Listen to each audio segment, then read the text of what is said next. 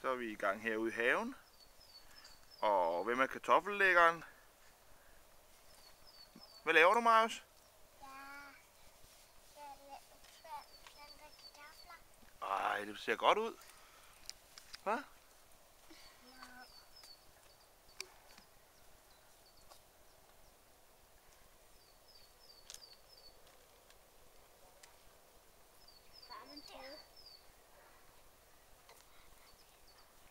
Det er smart med den pind der.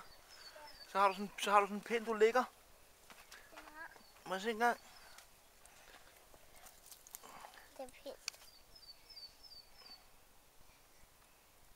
Ej, hvor er det flot. Så lægger du en pind sådan der. Og hvad gør du så nu? Flytter du pinden der om bagved, og så lægger du en kartoffel der. Ja, lige sådan her. Og så flytter du pinden. Her. Ah, det bliver nogle gode kartofler, Marius.